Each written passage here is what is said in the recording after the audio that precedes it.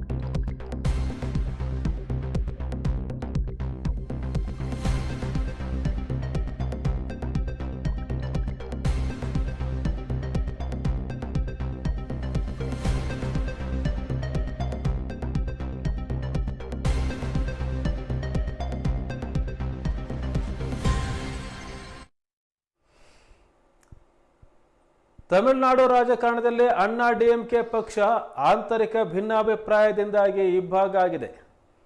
CV. Shanmugam ನೇತೃತ್ವದ 30 ಶಾಸಕರ ಬಣ ಮುಖ್ಯಮಂತ್ರಿ ವಿಜಯ್ ಅವರ ಟಿವಿಕೆ ಪಕ್ಷಕ್ಕೆ, ಆಡಳಿತ ಪಕ್ಷಕ್ಕೆ ಬೆಂಬಲ ಘೋಷಿಸಿದೆ.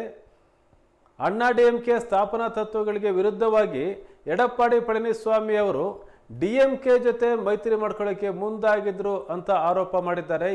ಇದೇ ಬಂಡಾಯಕ್ಕೆ ಮುಖ್ಯ ಕಾರಣ ಅಂತೇಳಿ ಷಣ್ಮುಗಂ ಹೇಳ್ತಾ ಇದ್ದಾರೆ.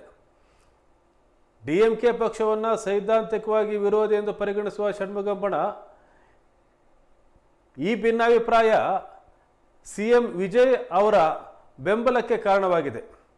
ಈ ಬೆಂಬಲದಿಂದಾಗಿ ವಿಜಯ್ ಸರ್ಕಾರದ ಬಲ 150 ಶಾಸಕರಿಗಿಂತ ಹೆಚ್ಚಾಗಲಿದೆ ಅಂತ ನಿರೀಕ್ಷೆ ಇದೆ. ಈ ನಡುವೆ ಪಳನಿಸ್ವಾಮಿ ನೇತೃತ್ವದಲ್ಲಿ ಕೇವಲ 17 ಶಾಸಕರು ಮಾತ್ರ ಉಳಿದಿದ್ದಾರೆ. ಅಣ್ಣಾ ಡಿಎಂಕೆ ಮುಂದಿನ ಚುನಾವಣೆಗಳಲ್ಲಿ ಸ್ವತಂತ್ರವಾಗಿ ಸ್ಪರ್ಧಿಸಲಿದೆ ಅಂತ ಷಣ್ಮುಗಂ ಬಣ ಸ್ಪಷ್ಟಪಡಿಸಿದೆ.